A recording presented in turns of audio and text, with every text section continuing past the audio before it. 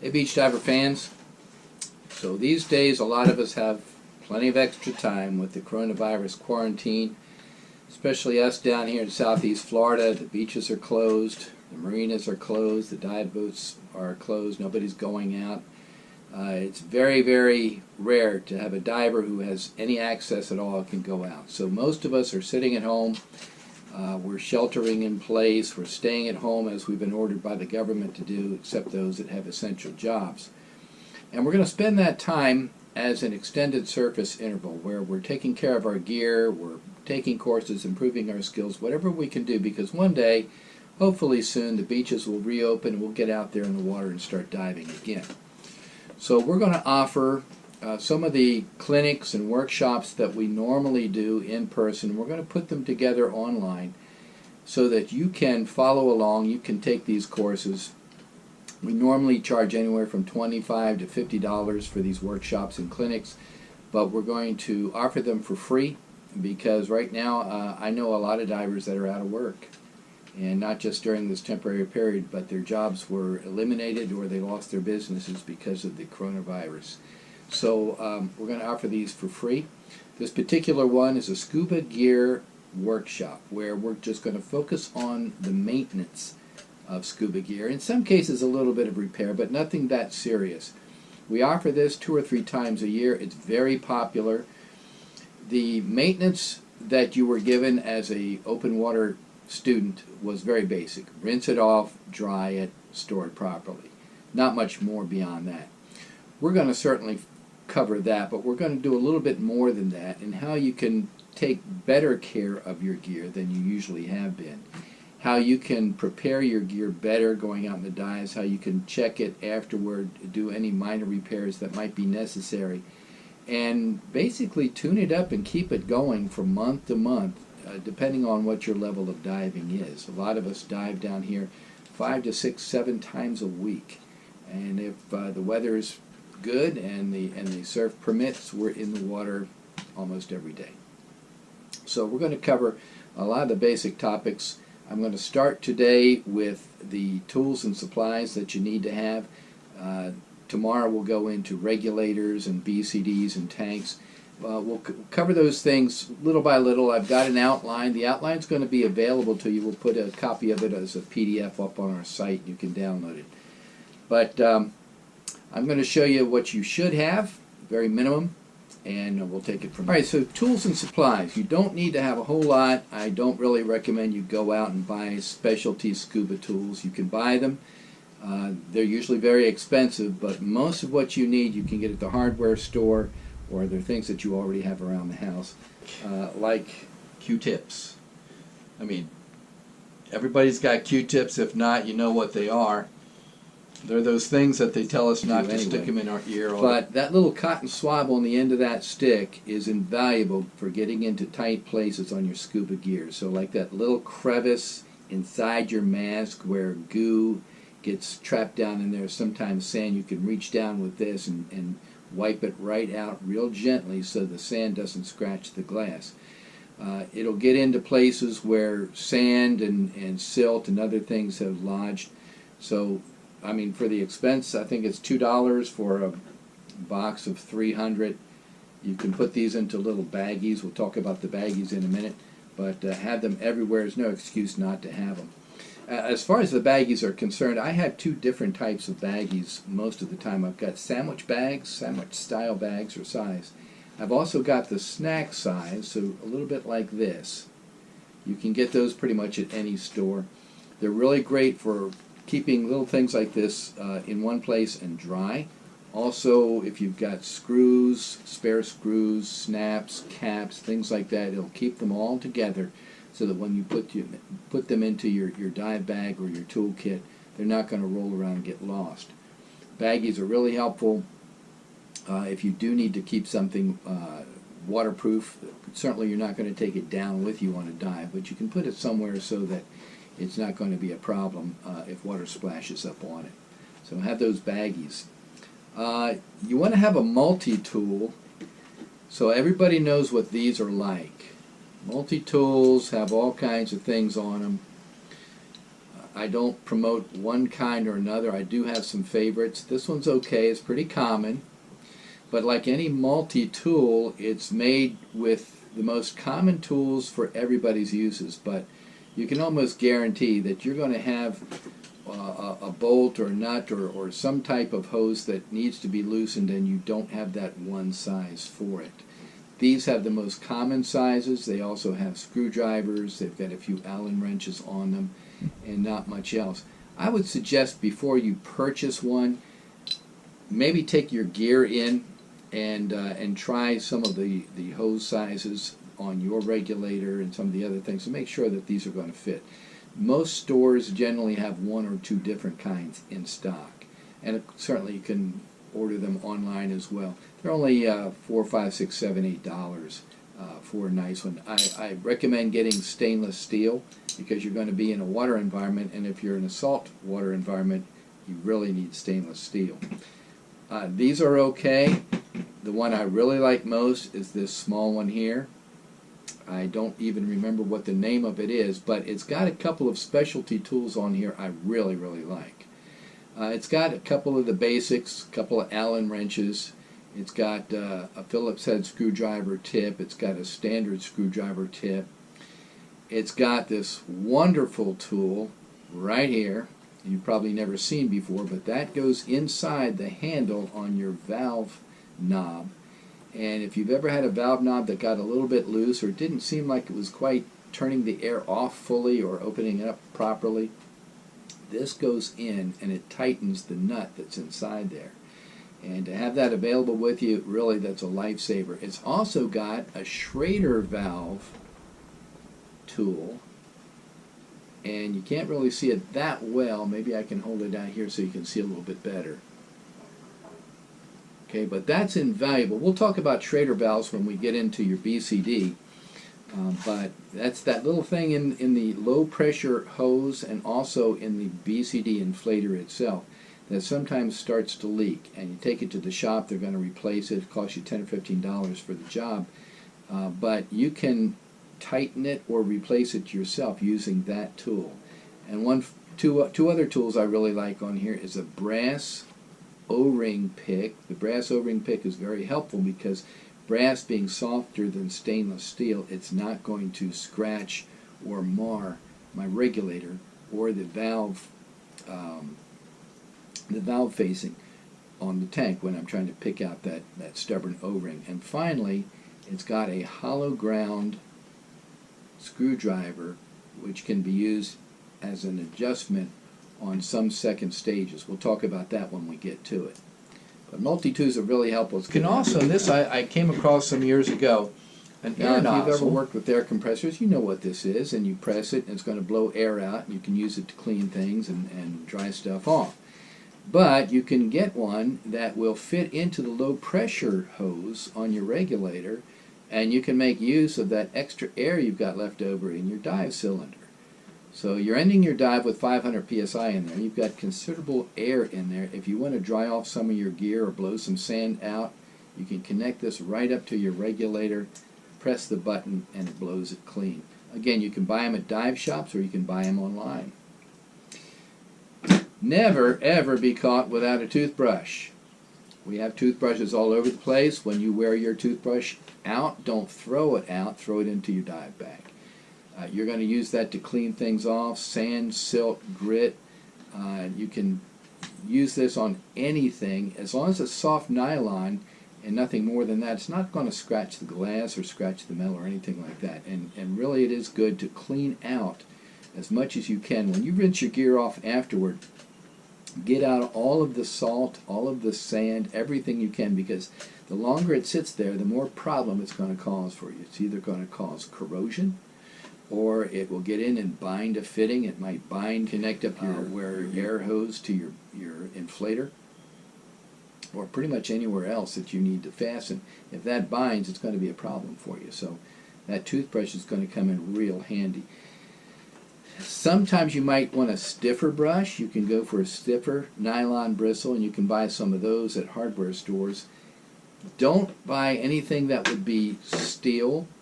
A steel bristle brush If you're going to get something really stiff, get one that's brass. Okay, brass will work. It's not going to scratch the stainless steel. You certainly don't want to use this on any rubber products, but if you've got some corrosion, say, or something that's just stubborn and you can't clean it off, the brass might help you with that. But nothing harder than brass around your scuba gear. You got toothbrushes, you should have toothpaste. Now, we're not talking dental hygiene today. We're talking mild abrasive. And that's what that white paste is. In addition to having fluoride and tasting real nice, it's a mild abrasive. So you've bought mild abrasives before for your scuba gear. They call it mask scrub. You can use white toothpaste and it does just as well. You take a little pea-sized dab of it, put it inside your mask. You can rub it around, clean it very nicely until your fingers feel like they're squeaky clean on the glass, and then rinse it out. At that point, the inside of your mask is ready for defog.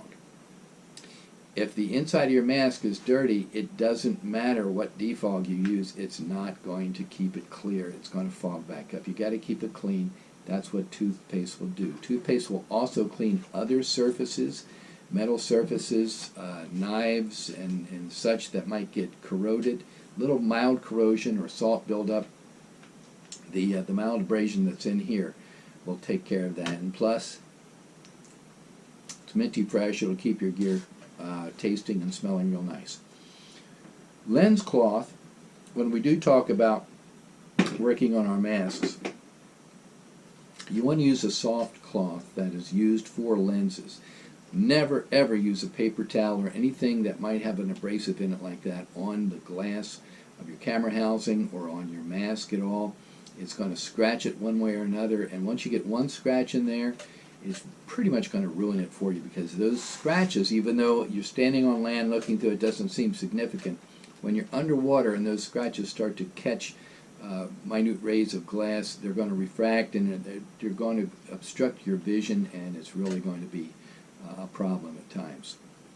So use something soft like a lens cloth if you're going to be working inside your mask. Now, one condition I need to mention in terms of the mask scrub or toothpaste: if you have a mask with a coated lens, we'll talk about this when we get into masks, you never want to use toothpaste or sea scrub on there, something that's abrasive. It could ruin the coating and void the warranty, and your manufacturer will tell you how to take care of that mask.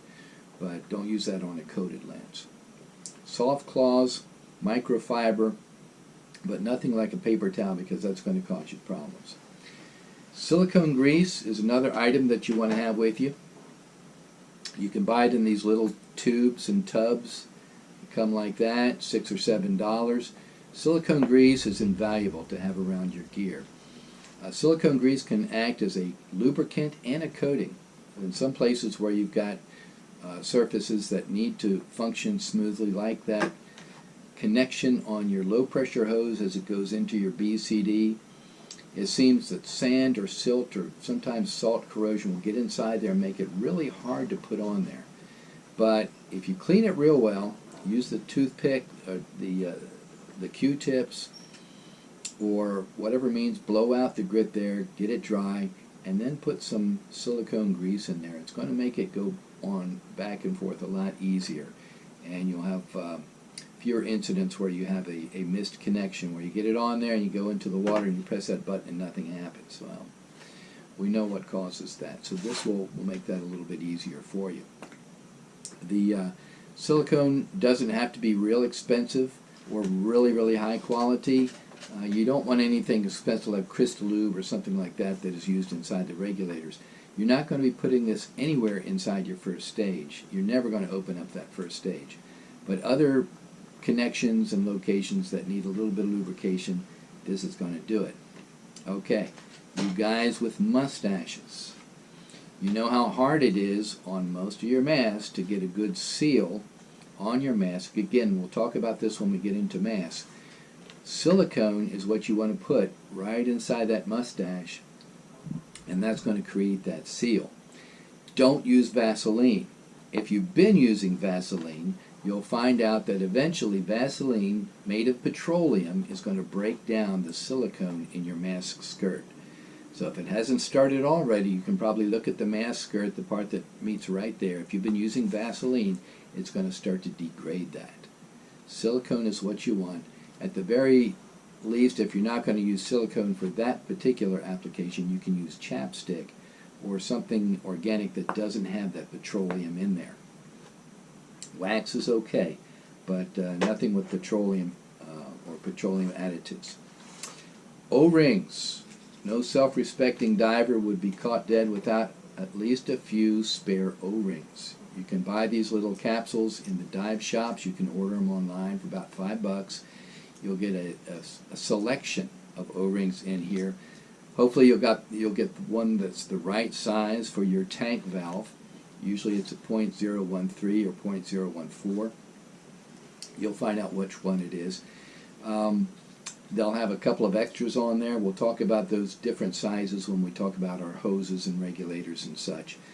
But you want to have some spare O-rings. Now, if you buy just this thing, like I said, you'll get a couple of O-rings for $5, $6, or $7. You can also find sources online where you can buy them in bulk. You can buy them by the 100. I usually buy them 100 for $5. And sometimes you can get them for less than that. It's a great thing to do. Have at it, but be very careful that you don't get one that's too soft. If you get an O-ring that is less than 90 dura, it's not going to be durable enough or strong enough to withstand 3,000 psi. That's what you've got on your tank valve face. 3,000 psi, and you've got something softer than 90, it's going to blow it right out. So pay the extra penny per O-ring, get one that's 90 dura, and we'll put up that information on the screen so that you can remember that. But have some spare O-rings with you at all times. If you don't, at least make sure your buddy does, because eventually one of you is going to need it. Wrenches.